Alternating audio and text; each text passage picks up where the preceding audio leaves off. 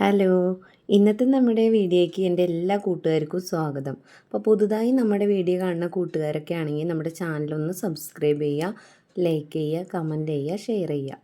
അപ്പോൾ ഈ കേക്ക് ഉണ്ടാക്കി നോക്കിയിട്ട് അഭിപ്രായം കമൻറ്റ് ചെയ്യാൻ മറക്കല്ലേ കേട്ടോ. അപ്പോൾ നമ്മുടെ കേക്ക് ഇന്ന് ഈന്തപ്പഴവും ക്യാരറ്റും വെച്ചിട്ടുള്ള ഒരു കേക്കാണ്. അത് നമ്മൾ മിക്സിയുടെ ജാറിലാണ് കേട്ടോ ചെയ്യണത്. അപ്പോൾ എല്ലാവർക്കും ഈസി ആയിട്ട് ചെയ്യാൻ പറ്റിയിട്ടുള്ള ഒരു കേക്കാണ്. 2 കിലോ കേക്കിനുള്ള ബാറ്ററാണ് കേട്ടോ നമ്മൾ ഉണ്ടാക്കുന്നത്. അപ്പോൾ ഇതിലേക്ക് എന്തൊക്കെ വേണമെന്ന് നോക്കാം. ഞാനിവിടെ ഒരു 300 ഗ്രാം ഈന്തപ്പഴം എടുത്തിട്ടുണ്ട്. അതുപോലെ തന്നെ ക്യാരറ്റ് ഞാനൊരു 400 ഗ്രാം ക്യാരറ്റ് എടുത്തിട്ടുണ്ട്. ഇനി നമുക്കതിലേക്ക് കാരമൽ തയ്യാറാക്കാം കേട്ടോ. ഒരു പാത്രം ഞാൻ ചൂടാവാനായിട്ട് ഗ്യാസിലേക്ക് വെച്ചിട്ടുണ്ട് കേട്ടോ. അതിലേക്ക് ഞാൻ 1 കപ്പോളം പഞ്ചസാര ഇട്ട് കൊടുത്തിട്ടുണ്ട്. അത് നമുക്ക് പഞ്ചസാരേനെ ഒന്ന് സൈഡിലേക്കൊക്കെ ഒന്ന് ആക്കി കൊടുത്തു കഴിഞ്ഞാൽ പെട്ടെന്ന് തന്നെ മെൽറ്റായി കിട്ടും. പഞ്ചസാര ഇട്ട് കൊടുക്കുന്ന സമയത്ത് നമ്മൾ കുറച്ച് സമയം തീ ഒന്ന് കൂട്ടി വെക്കുകയാണെങ്കിൽ പെട്ടെന്ന് തന്നെ പഞ്ചസാര മെൽറ്റാവും കേട്ടോ. ആ സമയത്താണ് തീ കുറച്ച് വെച്ചാൽ മതി. നമ്മുടെ കാരമൽ നല്ല കളറോട് കൂടി നമുക്ക് കിട്ടിയിട്ടുണ്ട്. കാരമൽ ഒരുപാട് കളർ കൂട്ടിയെടുത്ത് കഴിഞ്ഞ് കഴിഞ്ഞാൽ കനപ്പ് ടേസ്റ്റ് വരും കേട്ടോ കേക്കിന്. നമ്മൾ ഈ ഒരു കളറിൽ എടുത്താൽ മതി. അപ്പോൾ ഈ സമയത്ത് നമുക്ക് അതിലേക്ക് 1 കപ്പ് ചൂടുവെള്ളം ഞാൻ ഒഴിച്ച് കൊടുത്തിട്ട് നന്നായി തിളപ്പിച്ചെടുത്തിട്ടുണ്ട് കേട്ടോ. അപ്പോൾ കട്ട കുത്തിയിട്ടുള്ള പഞ്ചസാരയൊക്കെ നന്നായി മെൽറ്റായിട്ടുണ്ട് അതിൽ. ഈന്തപ്പഴത്തിന് ഞാൻ ഈ സമയത്തൊന്ന് ചതച്ചെടുത്തിട്ടാണ് കേട്ടോ ഈ കാരമലിലേക്ക് ചേർത്തിട്ടുള്ളത്. ഈന്തപ്പഴത്തിന് നമുക്ക് വേണമെങ്കിൽ മിക്സിയുടെ ജാറിലിട്ടിട്ട് നന്നായി ഒന്ന് അരച്ചിട്ട് ചേർത്ത് കൊടുക്കാം കേട്ടോ ഈ കാരമലിലേക്ക്. ഈന്തപ്പഴത്തിന് സ്പൂൺ വെച്ചിട്ട് നന്നായി ഒന്ന് ഉടച്ചു കൊടുക്കാം കേട്ടോ. അപ്പം നമ്മുടെ കാരമൽ നല്ല തിക്കായിട്ട് കിട്ടും കേട്ടോ കുറച്ച് ടൈം കഴിഞ്ഞ് കഴിഞ്ഞാൽ. ഈന്തപ്പഴം കാരമലിലിട്ടിട്ട് ഇതുപോലെ വേവിച്ചെടുക്കുന്ന സമയത്ത് നമ്മുടെ കേക്കിന് നല്ലൊരു കളറും കൂടി കിട്ടുന്നുണ്ട് കേട്ടോ ഈ രീതിക്ക് ചെയ്യുമ്പോൾ. ഈ ടൈമിൽ ഞാൻ കുറച്ച് ഉണക്കമുന്തിരി കൂടി ചേർത്ത് കൊടുക്കുന്നുണ്ട്. അപ്പോൾ ഉണക്കമുന്തിരി ഇങ്ങനെ ചേർത്ത് കൊടുക്കുകയെന്നുണ്ടെങ്കിൽ കുറച്ച് സോഫ്റ്റായിട്ട് കിട്ടും ചെയ്യും കേട്ടോ ചൂടുള്ള കാരമലിലേക്ക് ചേർക്കുമ്പോൾ. ഇനി നമുക്ക് നമ്മുടെ മെയിനായിട്ടുള്ള ഐറ്റത്തിന് ഇട്ട് കൊടുക്കാം കേട്ടോ. അപ്പോൾ ക്യാരറ്റിന് നമ്മൾ ഗ്രേറ്റ് ചെയ്തതിനെ നമ്മൾ ഇട്ട് കൊടുക്കുന്നുണ്ട് ഇതിലേക്ക്. ക്യാരറ്റ് വെവിക്കാതെ ചേർക്കുന്നതിനേക്കാളും നല്ലത് ഈ രീതിക്കൊന്ന് വെവിച്ചിട്ട് ചേർക്കുന്നതാണ് കേട്ടോ. അപ്പോൾ നമ്മുടെ കേക്ക് 2-3 ദിവസം കേട് കൂടാതെ കൂടുതൽ ഇരിക്കാനായിട്ട് അത് നല്ലതാണ്. ഇനി നമുക്ക് കേക്കിലേക്കുള്ള മൈദ അരിച്ചെടുക്കാം. ഞാനിവിടെ കേക്കിലേക്ക് ഒരു 3 കപ്പോളം മൈദ എടുത്തിട്ടുണ്ട്. അതുപോലെ ബേക്കിംഗ് പൗഡർ ഞാനൊരു 2.5 സ്പൂണോളം ബേക്കിംഗ് പൗഡർ ചേർത്ത് കൊടുത്തിട്ടുണ്ട്.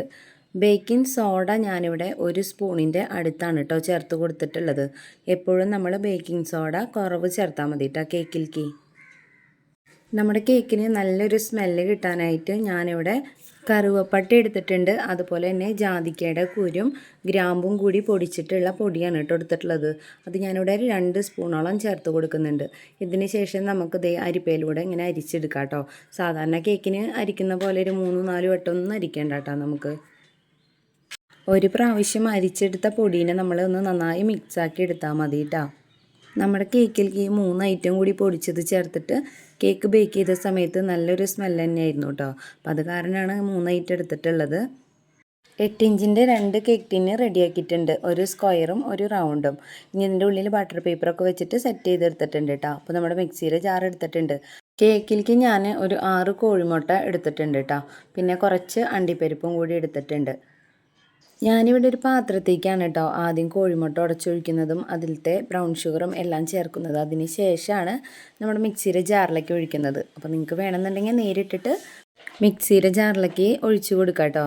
അപ്പോൾ ഇങ്ങനെ ചെയ്യുന്ന സമയത്തേ കോഴിമുട്ടയുടെ ആയാലും എന്തെങ്കിലും തൊണ്ട് വീണ് കഴിഞ്ഞാൽ നമുക്ക് എടുക്കാനായിട്ട് എളുപ്പമാണ്.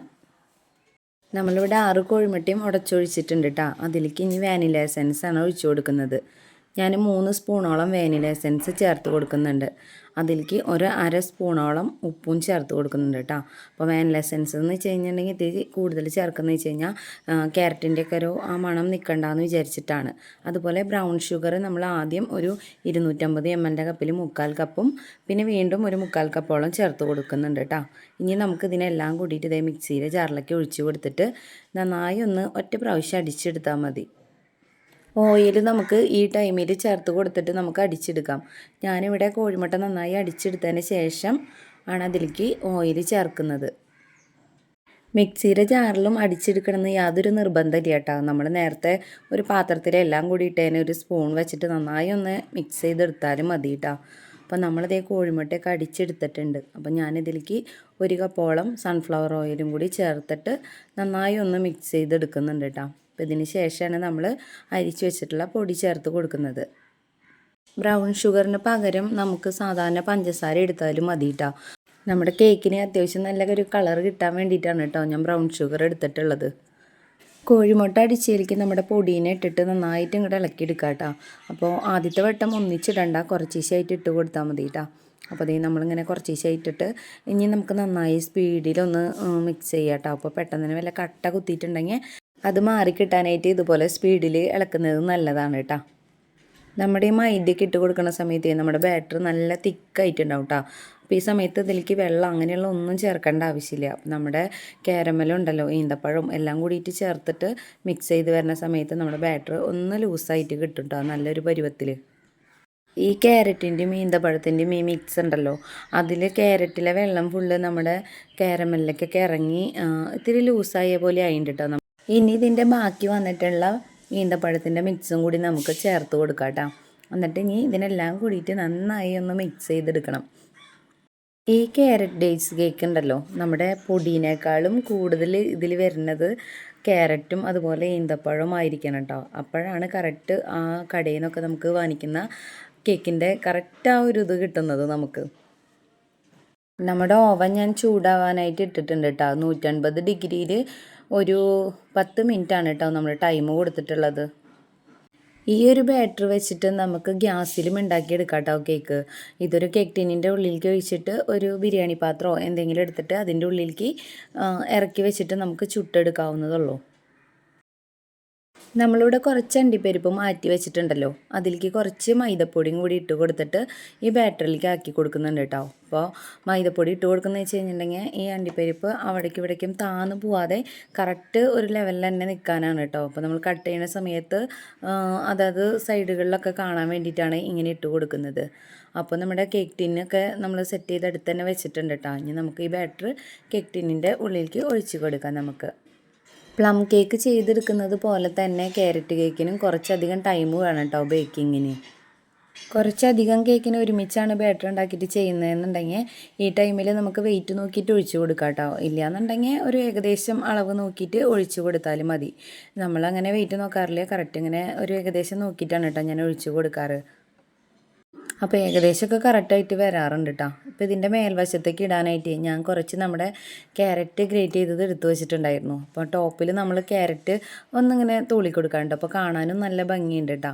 അപ്പോൾ നമ്മളിനി ഇതിൻ്റെ മേലെ കുറച്ച് ഉണക്കമുന്തിരിയും കൂടി ഞാൻ വെച്ച് കൊടുക്കുന്നുണ്ട് കേട്ടോ ടോപ്പ് വശത്ത്. ഇനി നമുക്ക് കേക്ക് ടിന്നിനെ നന്നായിട്ടൊന്ന് ടാപ്പ് ചെയ്ത് കൊടുക്കണം കേട്ടോ. ടോപ്പ് വശത്ത് മുന്തിരി അണ്ടിപ്പരിപ്പൊക്കെ വെച്ച് കൊടുക്കണമെങ്കിൽ മുപ്പാട് ടാപ്പ് ചെയ്യുന്നതാണ് കേട്ടോ നല്ലത്. പെട്ടെന്ന് നമ്മൾ വിട്ടുപോയ കാരണം ഈ ടൈമിലാണൊന്ന് ടാപ്പ് ചെയ്തിട്ട് വെച്ച് കൊടുക്കുന്നത്. അപ്പോൾ നമ്മൾ കേക്ക് ഓവനിലേക്ക് വെച്ചിട്ടുണ്ട് കേട്ടോ. പിന്നെ ഞാൻ ടൈം കൊടുത്തിട്ടുണ്ടായിരുന്നത് ഒരു 55 മിനിറ്റാണ് കേട്ടോ. അതായത് 160 ഡിഗ്രിയിലാണ് ചൂടും കൊടുത്തിട്ടുണ്ടായിരുന്നത്. അപ്പോൾ നമ്മുടെ കേക്കൊക്കെ അത് അടിപൊളിയായിട്ട് ബേക്ക് ചെയ്ത് കിട്ടിയിട്ടുണ്ട് കേട്ടോ. കേക്ക് പുറത്തെടുത്ത് നോക്കണ ടൈമിൽ നമ്മൾ അതിൻ്റെ സെൻറ്റർ വശത്തൊന്ന് കുത്തി നോക്കാം കേട്ടോ.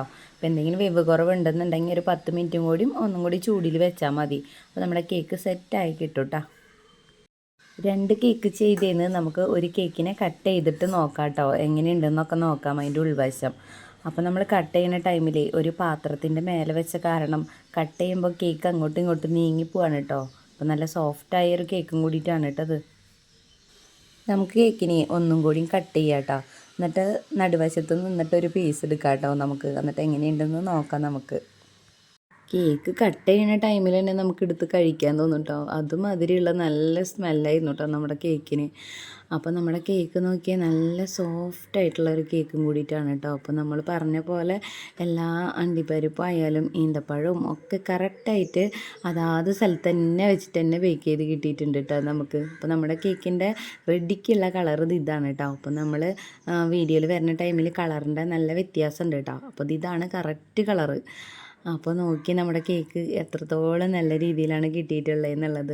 അപ്പോൾ നമ്മുടെ വീഡിയോ കാണുന്ന ഏതെങ്കിലും കൂട്ടുകാർ ചെയ്ത് നോക്കിയിട്ടില്ലെങ്കിൽ ഒരു തവണയെങ്കിലും ഇതുപോലെ ഉണ്ടാക്കി നോക്കിട്ടാ.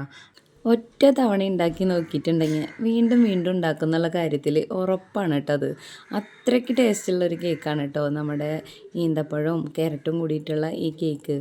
നമ്മുടെ വീഡിയോ ഒന്ന് ഇത്രത്തോളം ഉള്ളൂ കേട്ടോ. അപ്പോൾ നമ്മുടെ വീഡിയോ ഇഷ്ടപ്പെടുകയാണെങ്കിൽ ചാനലൊന്ന് സബ് ചെയ്യാൻ മറക്കല്ലേ കേട്ടോ.